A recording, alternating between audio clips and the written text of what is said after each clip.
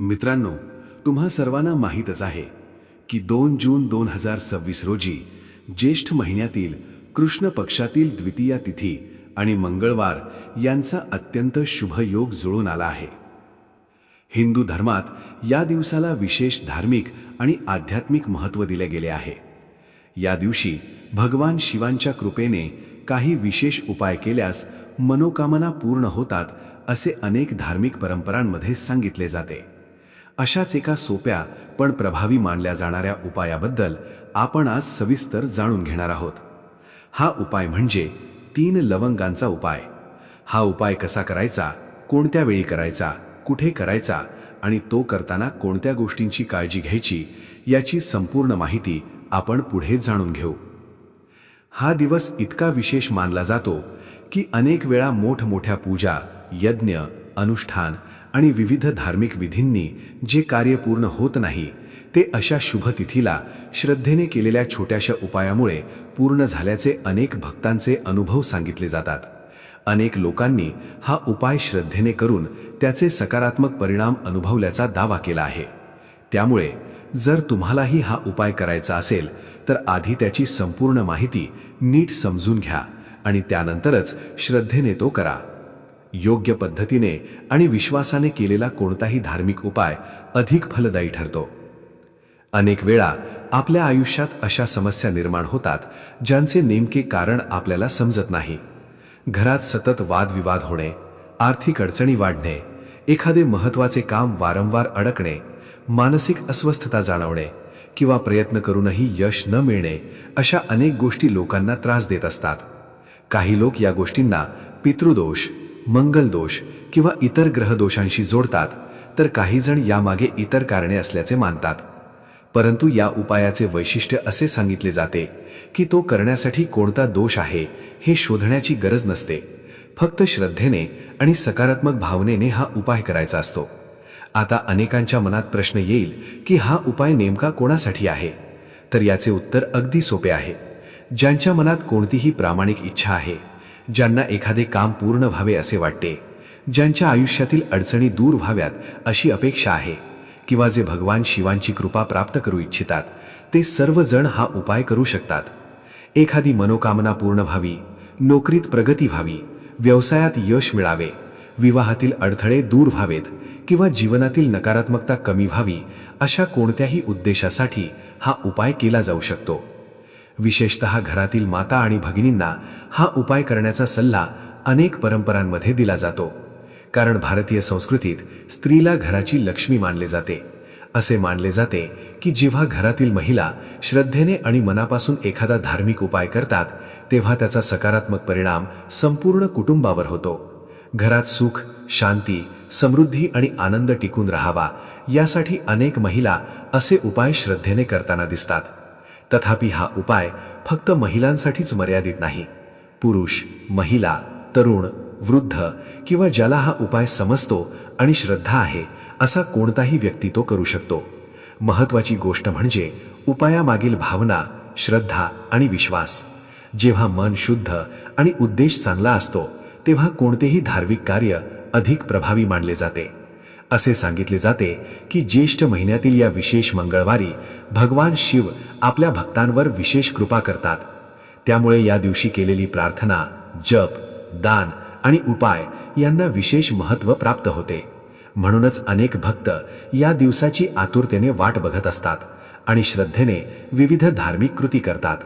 आता प्रश्न येतो की हा 3 लवंगांचा उपाय नेमका कधी करायचा? यासाठी योग्य वेळ कोणती आहे? धार्मिक मान्यतांनुसार हा उपाय प्रदोष काळात म्हणजेच संध्याकाळच्या शुभ वेळेत करणे अधिक योग्य मानले जाते.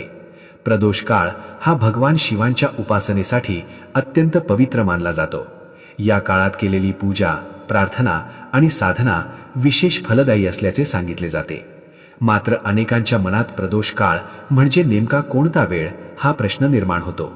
सूर्यास्ताच्या आसपास सुरू होणारा आणि काही काळ चालणारा हा शुभ कालखंड मानला जातो. या दिवशी हा शुभ कालखंड सायंकाळी सुमारे 6 वाजल्यापासून 7 वाजेपर्यंत मानला जातो. त्यामुळे शक्य असल्यास या वेळेत 3 लवंगांचा उपाय केल्यास अधिक शुभ फळ प्राप्त होते असे सांगितले जाते. मात्र अनेक लोक नोकरी, व्यवसाय किंवा इतर कामांमुळे वेळेवर घरी पोहोचू शकत नाहीत. त्यामुळे त्यांच्याही मनात चिंता निर्माण होते की जर प्रदोष काळात उपाय करता आला नाही तर काय करावे. अशा लोकांनी काळजी करण्याची गरज नाही. जर एखाद्या कारणामुळे तुम्ही या वेळेत घरी पोहोचू शकत नसाल तर संध्याकाळी थोडा उशीर झाला तरी हा उपाय तुम्ही करू शकता. महत्त्वाची गोष्ट म्हणजे श्रद्धा, विश्वास आणि मनातील सकारात्मक भावना. त्यामुळे जर प्रदोष काळ चुकला तरी रात्री थोडा उशिरा हा उपाय केला तरी तो श्रद्धेने केल्यास त्याचे आध्यात्मिक महत्त्व कायम राहते. 2 जून 2026 रोजी येणाऱ्या ज्येष्ठ महिन्यातील हा मंगळवार आणि द्वितीया तिथीचा योग वर्षातून वारंवार येत नाही.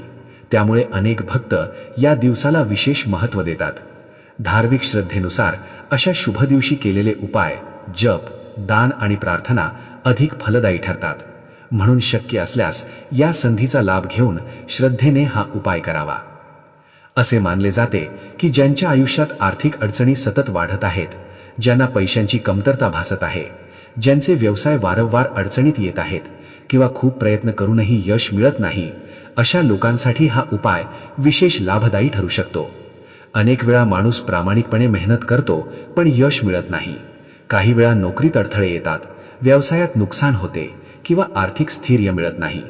अशा परिस्थितीत श्रद्धेने केलेली प्रार्थना आणि उपाय मनाला सकारात्मक ऊर्जा देतात आणि आत्मविश्वास वाढवतात. अनेक ज्येष्ठ व्यक्ती असे सांगतात की या दिवशी भगवान भोलेनाथांची मनापासून पूजा केल्यास आणि श्रद्धेने उपाय केल्यास जीवनातील अडथळे कमी होऊ लागतात.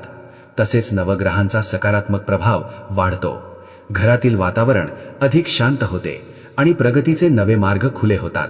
अर्थात हे सर्व श्रद्धा आणि विश्वासाशी संबंधित आहे.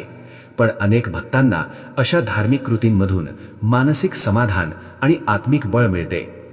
जर तुम्हाला वाटत असेल की भगवान महादेवांची कृपा तुमच्या जीवनावर सदैव राहावी, तुमच्या अडचणी दूर व्हाव्यात आणि घरात सुख समृद्धी यावी, तर या दिवशी भगवान शिवांचे नामस्मरण करणे अत्यंत शुभ मानले जाते. ओम नमः शिवाय या मंत्राचा जप करणे, भगवान महादेवांना जल अर्पण करणे आणि भक्तिभावाने प्रार्थना करणे हे सर्व अत्यंत फलदायी मानले जाते. आता आपण या विशेष उपायांबद्दल जाणून घेऊया. आजच्या या पवित्र दिवशी 3 वेगवेगळे उपाय सांगितले जातात. काही उपाय धनप्राप्तीसाठी, काही मनोकामना पूर्ण करण्यासाठी, तर काही जीवनातील अडथळे आणि संकटे दूर करण्यासाठी केले जातात. प्रत्येक व्यक्ती आपल्या गरजेनुसार आणि श्रद्धेनुसार त्यापैकी कोणताही उपाय करू शकतो. सर्वप्रथम आपण पहिल्या उपायाबद्दल बोलूया. या उपायासाठी तुम्हाला फक्त 3 लवंगा लागतील. धार्मिक मान्यतानुसार ज्येष्ठ महिन्यातील मंगळवार आणि द्वितीया तिथीच्या रात्री या 3 लवंगांचा एक विशेष प्रयोग केला जातो.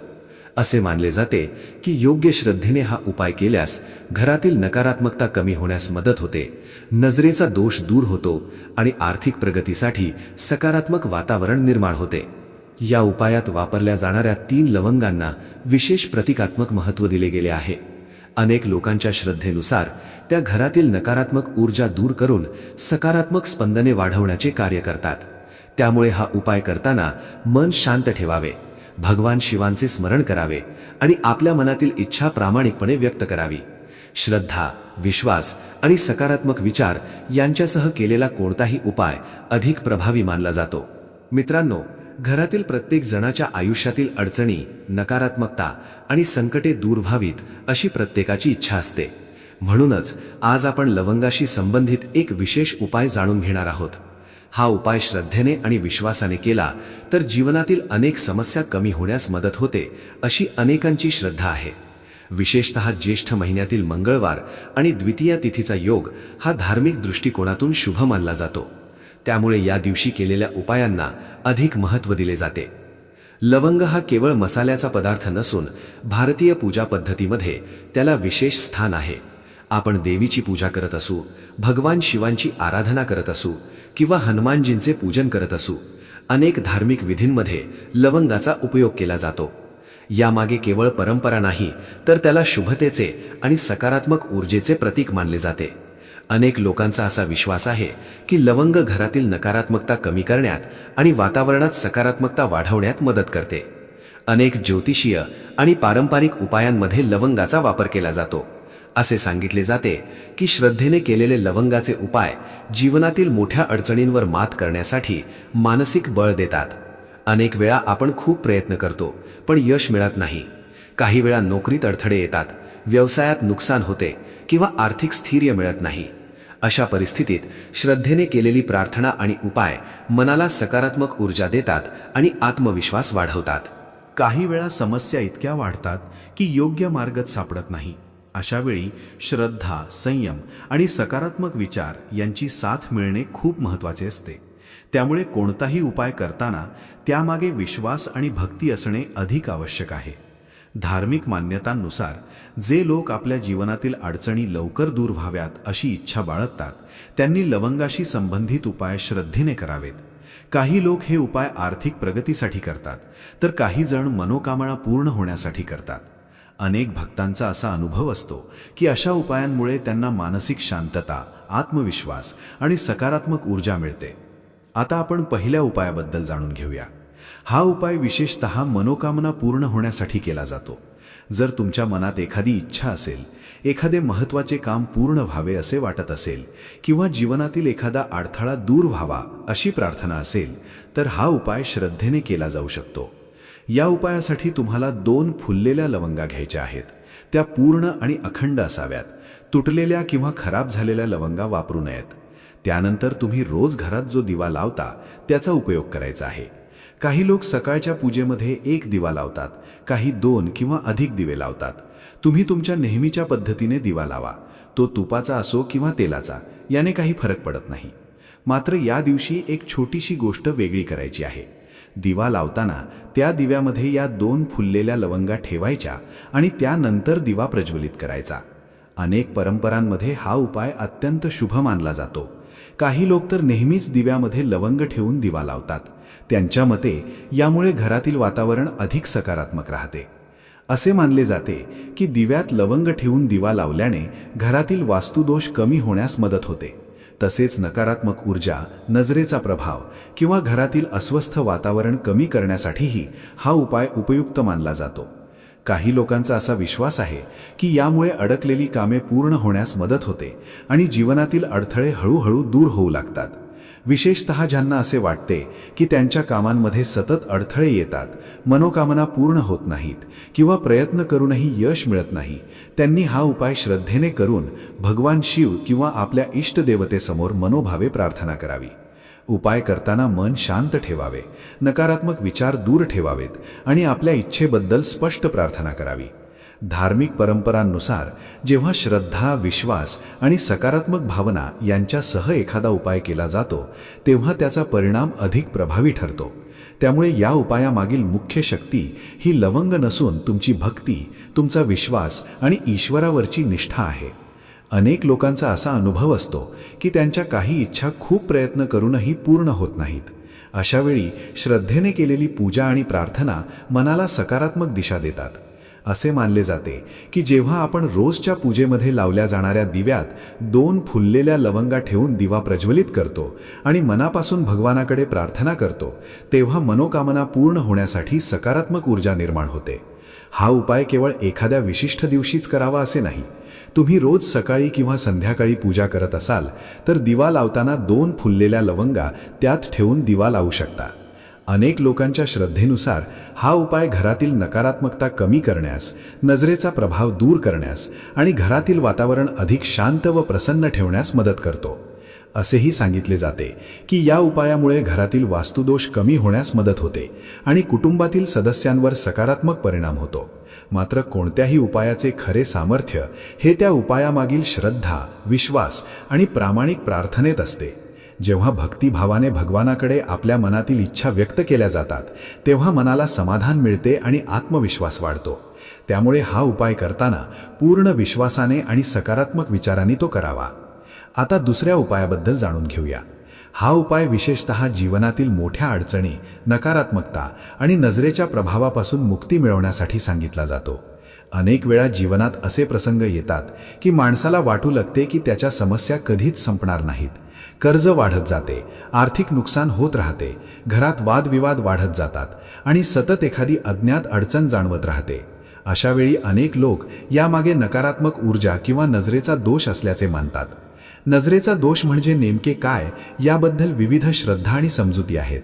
अनेक लोकांचा असा विश्वास असतो की काही व्यक्तींच्या नकारात्मक विचारांचा किंवा मत्सराचा परिणाम आपल्या जीवनावर होऊ शकतो. जेव्हा एखादी व्यक्ती मनात सतत दुसऱ्याबद्दल वाईट विचार करते, त्याच्या प्रगतीबद्दल मत्सर बाळगते किंवा त्याला यश मिळू नये अशी भावना ठेवते, तेव्हा त्या नकारात्मक विचारांचा प्रभाव वातावरणावर पडू शकतो असे काही लोक मानतात. जरी हे वैज्ञानिकदृष्ट्या सिद्ध नसले तरी अनेक परंपरांमध्ये अशा गोष्टींना महत्त्व दिले जाते. अनेक वेळा घरात सतत वाद होणे, सदस्यांमध्ये चिडचिड वाढणे, आर्थिक अडचणी वाढणे किंवा कर्जाचा भार वाढत जाणे यासारख्या गोष्टींना काही लोक नजरेच्या दोषाशी जोडतात. त्यामुळे अशा परिस्थितीत काही पारंपरिक उपाय केले जातात. या उपायांपैकी एक उपाय म्हणजे 5 फुललेल्या लवंगाचा उपाय. या उपायासाठी तुम्हाला 5 फुललेल्या आणि पूर्ण लवंगा घ्यायच्या आहेत. त्या तुटलेल्या किंवा खराब नसाव्यात. धार्मिक श्रद्धेनुसार या 5 लवंगांना विशेष महत्त्व दिले जाते. असे मानले जाते की या लवंगांच्या सहाय्याने घरातील नकारात्मक ऊर्जा कमी करण्यासाठी प्रार्थना केली जाते. हा उपाय करताना मन शांत ठेवावे, भगवान शिवांचे किंवा आपल्या इष्टदेवतेचे स्मरण करावे आणि घरातील सुख, शांती आणि समृद्धीसाठी प्रार्थना करावी. अनेक लोकांच्या श्रद्धेनुसार हा उपाय घरातील नकारात्मकता कमी करण्यास, मतभेद दूर करण्यास आणि मानसिक शांती वाढवण्यास मदत करतो. मात्र यामध्ये सर्वात महत्त्वाची गोष्ट म्हणजे श्रद्धा आणि सकारात्मक विचार. कोणताही उपाय केवळ कृतीमुळे नव्हे तर त्यामागील विश्वास आणि भक्तीमुळे अधिक प्रभावी मानला जातो. त्यामुळे हा उपाय करताना पूर्ण विश्वासाने आणि सकारात्मक विचारांनी तो करावा. या उपायासाठी घेतलेल्या 5ही लवंगा पूर्ण आणि अखंड असणे अत्यंत महत्त्वाचे मानले जाते. कोणतीही लवंग तुटलेली, खराब झालेली किंवा खंडित नसावी. सामान्यतः लवंगाच्या वरच्या भागावर फुलासारखा आकार दिसतो. उपाय करण्यापूर्वी प्रत्येक लवंग नीट तपासून घ्या आणि त्या सर्व फुललेल्या आहेत याची खात्री करा. यानंतर तुम्हाला एक कापूर घ्यायचा आहे. आता या 5ही लवंगा एका मातीच्या दिव्यामध्ये ठेवायच्या आणि त्यावर एक कापूर ठेवायचा. यानंतर हा दिवा घराच्या मुख्य प्रवेशद्वाराजवळ नेऊन प्रज्वलित करायचा. धार्मिक श्रद्धेनुसार हा उपाय संध्याकाळच्या वेळेत, विशेषतः सूर्यास्तानंतर करणे अधिक शुभ मानले जाते. जरी हा उपाय कोणत्याही दिवशी केला जाऊ शकतो तरी ज्येष्ठ महिन्यातील मंगळवार आणि द्वितीया तिथीचा दिवस विशेष शुभ मानला जातो. त्यामुळे या दिवशी श्रद्धेने हा उपाय केल्यास अधिक सकारात्मक परिणाम मिळतात असे अनेक लोक मानतात. असे सांगितले जाते की जेव्हा 5 फुललेल्या लवंगा आणि कापूर एकत्र जाळले जातात तेव्हा त्यातून निर्माण होणारे सुगंधी वातावरण घरातील नकारात्मकता कमी करण्यास मदत करते. अनेक परंपरांमध्ये लवंग आणि कापूर या दोन्ही गोष्टींना शुद्धीकरणाचे प्रतीक मानले जाते. त्यामुळे त्यांचा उपयोग धार्मिक विधी, पूजा आणि विविध आध्यात्मिक उपायांमध्ये मोठ्या प्रमाणात केला जातो. घराचे मुख्य दार हे वास्तुशास्त्रानुसार अत्यंत महत्त्वाचे स्थान मानले जाते, कारण घरात येणारी आणि जाणारी ऊर्जा याच मार्गाने प्रवेश करते असे मानले जाते. त्यामुळेच मुख्य प्रवेशद्वार स्वच्छ, सुशोभित आणि सकारात्मक ठेवण्याचा सल्ला दिला जातो. अनेक धार्मिक मान्यतांनुसार मुख्य दाराजवळ दिवा लावणे, कापूर प्रज्वलित करणे किंवा सुगंधी धूप लावणे हे शुभ मानले जाते. अनेक लोकांचा असा विश्वास आहे की या उपायामुळे घरातील नकारात्मकता कमी होते आणि सकारात्मक वातावरण निर्माण होते. घरातील सदस्यांमध्ये आनंद, समाधान आणि सौहार्द वाढण्यास मदत होते.